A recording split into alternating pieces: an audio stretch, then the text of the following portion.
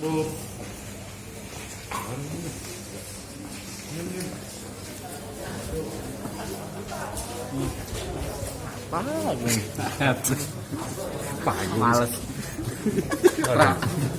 Oh, tangga.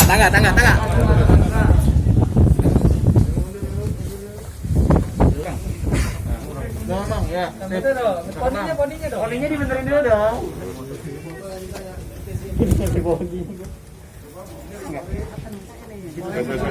Terus.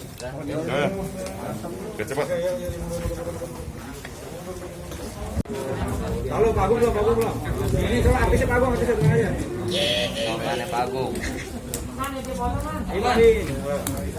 Halo Pak Adin, kawin, izin kawin. Pegang ini kawin, yang gede kawin. Bin koper. Saya mau terang sama dia. Ya. Halo, tahan. Nah, Bapak ambil pegang apa ya, Pak? Ini Pak Umar. salah kawin di sini. Kawin. Ya. Nah. Pak Kasat, depan dulu. Tahan. Depan dulu. Oke. Pak Kasrim, kanan. Tahan Pak Kasrim. Terima kasih, selamat siang kepada seluruh rekan-rekan media. Pada hari ini, hari Senin, tanggal 10 Agustus tahun 2020, kami dari Polres Tangerang Selatan dalam hal ini Satuan Reserse dan Kriminal Polres Tangerang Selatan melakukan press conference atau rilis terkait kasus yang viral, yaitu kasus diduga kejahatan seksual dan juga pencurian yang melibatkan saudara RI selaku pelaku, yang dimana kejadian ini terjadi pada tanggal 13 Agustus tahun 2019, yang kurang lebih tepat 1 tahun yang lalu, dimana pelaku ini masuk ke dalam rumah korban ya, dengan rencana awal atau niat awal melakukan pencurian, yang dimana 1 hari sebelumnya, yaitu pada tanggal 12, pelaku ini sudah melihat rumah korban dengan tujuan mengambil blower AC. Ya, mengambil blower yang ada di rumah korban, dan pada saat pelaksananya pada tanggal 13 Agustus ketika pukul 4.30 pagi, korban melihat rumah itu sudah sepi atau belum, dan ternyata pada pukul 08.00 pagi rumah itu sepi. Korban kemudian masuk ke dalam rumah, dan dimana korban bertemu dengan pelaku masuk ke dalam rumah, dan dimana pelaku bertemu dengan korban. Yang tadinya pelaku ingin melakukan pencurian, dan pada saat itu pelaku langsung memiliki niat untuk melakukan kejahatan seksual terhadap korban. Ketika sudah melakukan kejahatan ini, kemudian pelaku melarikan diri dan salah satunya mengambil HP yang dimiliki oleh korban.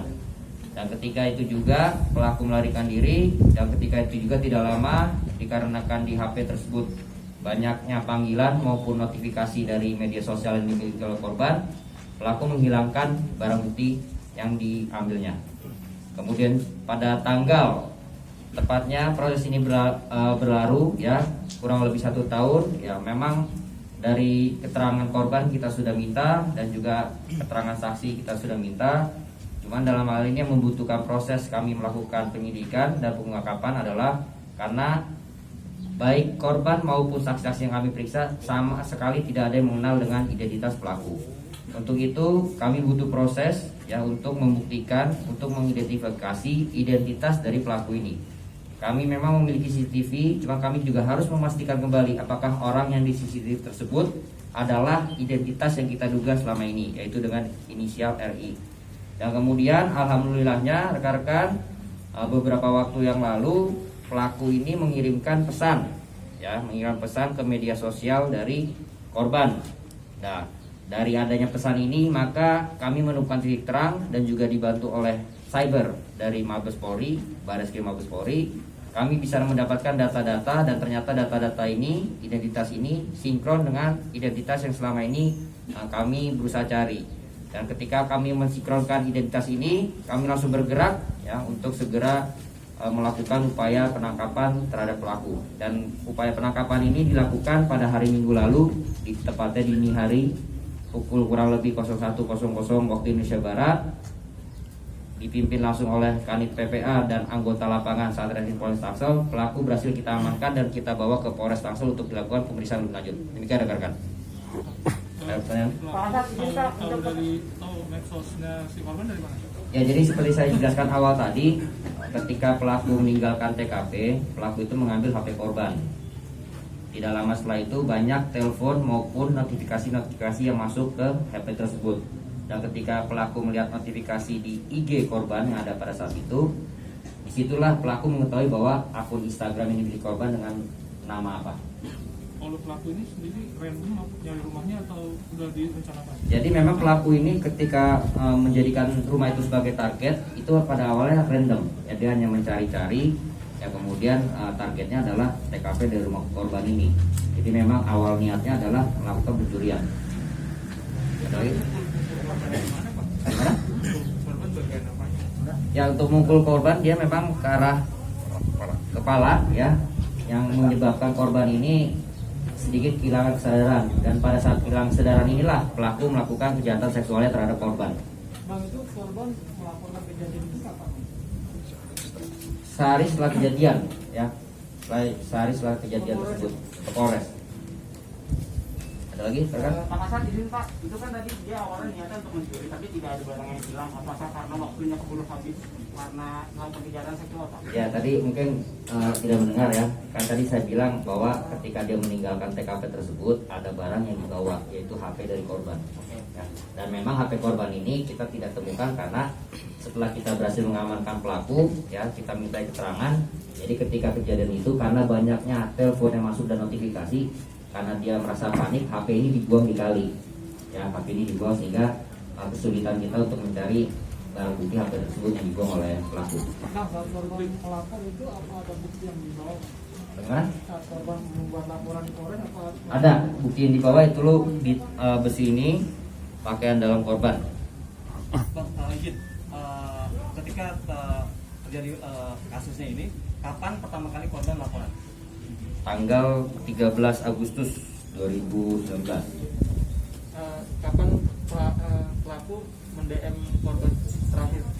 Terakhir itu kurang lebih sekitar 1 bulan sebelum korban mengunggah diviralkannya kejadian ini oleh korban. Itu kurang lebih seminggu atau 2 minggu sebelum kejadian terjadi. Bulan lalu gitu. Kurang lebih. Pelaku ini pasal dan ancaman pidananya apa ya? Jadi pasal yang akan kita terapkan di sini adalah pasal 285, subsidiar pasal 365. Ya, ancaman hukuman memang di atas 10 tahun dan juga sangat memungkinkan apabila kita terapkan pasal yang ada di Undang-Undang ITE karena ada ancaman yang dia lakukan melalui media sosial. Cuman kita masih mengumpulkan untuk fakta-faktanya apakah memang unsur-unsur ini yang di Undang-Undang ITE bisa kita terapkan atau tidak. Baru 2 pasal berarti. Ancamannya seperti apa? Sementara ini 2 pasal, nanti akan kita tambahkan lagi. Pengancamannya seperti apa?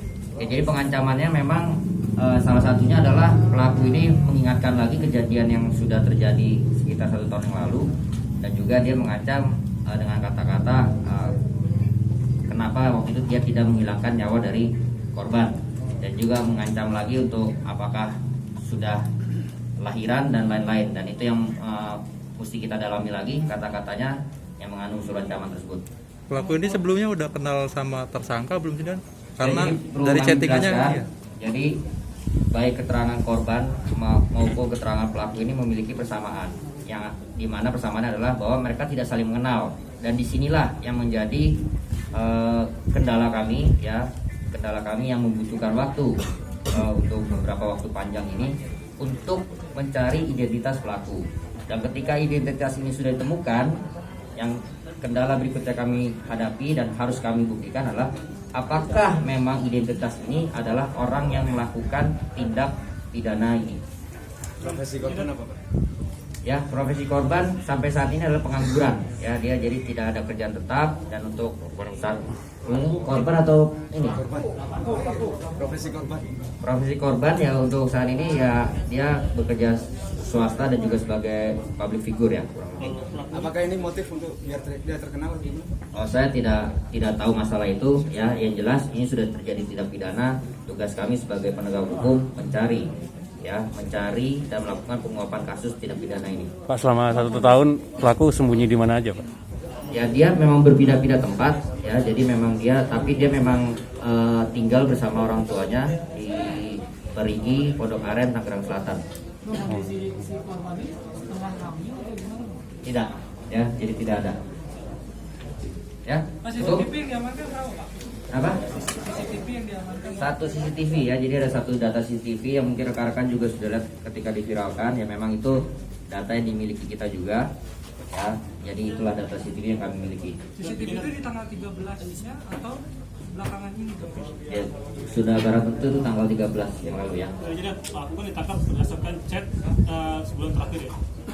Terus berdasarkan keterangan dari korban tadi, pelaku itu sempat ngechat setelah kejadian tadi.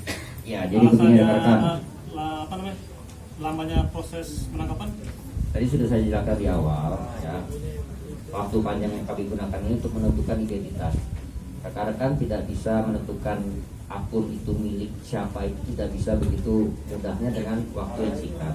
Jadi kami butuh waktu dan alhamdulillah juga karena bantuan dari Cyber Mabes Polri sehingga akun ini bisa terlacak milik siapa.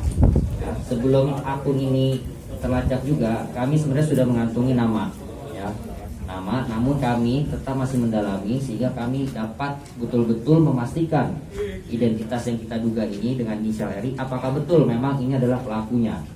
Ya, jangan sampai nanti kami mengamankan orang, ya, namun kami tidak bisa membuktikan kalau memang yang bersangkutanlah yang melakukan. Saya kira itu. Pelaku meneror korbannya pakai akun yang berbeda-beda atau satu? Ya, jadi berganti-ganti akun. Maka dari itu kita butuh waktu ya untuk men-trace ya akun-akun tersebut dan alhamdulillah berkat bantuan dari Mabes Polri kita mendapatkan identitas pelaku dan itu kita sinkronkan dengan anggota di lapangan yang sudah mencari informasi dan itulah yang membuat titik terang kepada kami sehingga kami dapat mengeluarkan fakta-fakta bahwa memang saudara R inilah pelaku tindak pidana tersebut. Motif terornya apa katanya? Udah selesai, motif dia meneror lagi. Ya memang motifnya dia hanya sekedar iseng-iseng ya karena dia merasa mungkin belum tertangkap oleh pihak yang berwajib dan mungkin dia merasa tidak dalam pencarian sehingga dia melakukan tindakannya itu dan justru alhamdulillah ini membuat titik terang bagi kami dan menguatkan faktanya ya. Jadi benar-benar dengan adanya chat ini menguatkan fakta bahwa memang yang bersangkutan adalah pelaku yang melakukan tindak pidana ini dan yang bersangkutan pun ketika ditangkap dengan adanya fakta-fakta yang selama kurang lebih 1 tahun kami kumpulkan ya alhamdulillah pelaku sama sekali tidak bisa berkilah dan tidak membantah kejadian ini. Pak, korban umur berapa, Pak? Ya, Korban umur berapa? korban kurang lebih umur 24 tahun. Gadis, janda. Untuk status gadis ya. Gadis. Dirilis ada. Ya, saya kira cukup ya. Supir saya Pakai mic. Ya motivasi kamu melakukan tindakan kejahatan seksual itu pada korban apa? karena saya sedang keadaan mabuk, terus nafsu birahi saya meningkat. Terus memang niat kamu memperkosa atau apa datang situ? Niat saya mau merampok Gondes kok nggak jadi ngerampok? Kenapa Gondes? karena Terus kenapa jadi merkosa? Kenapa Gondes? ya karena Pakai tank top. ya karena saya melihat korban tiduran dengan posisi kayak gitu, jadi saya berubah pikiran. Kayak gitunya gimana? Dia tidur dengan memakai pakaian tank top sama celana dalam doang. Gondes, kenapa akhirnya kamu punya pikiran bakal nge-DM dia? Awalnya saya cuma sekedar iseng, udah itu doang. Berapa kali ngelakuin gini? Baru pertama kali. Terus sama lo kabur lu ngapain aja? Kemana aja? Kenapa? Sama kamu kabur, kemana aja? Ada korban lain nggak? Saya cuma di sini doang sih, nggak pernah keluar Tangsel. Mabuk apaan tadi? Ya banyak apa aja Bang. Minum apa Minum. Kalau ambil handphonenya ngeliatin Instagramnya gitu apa gimana? Enggak, cuma notif doang masuk soalnya dikunci. Terus ngeliat akunnya dia, kok bisa tahu dia nama Notif, Instagram itu? notifnya masuk Bang. Oke. Sendirian apa orang-orang ya? Saya sendiri. Gondes udah berapa kali ngerampok? Baru sekali doang. Ketahuan. Mabuk miring ya? Oke. Makasih ya. Rasanya legit-legitnya lagi ya?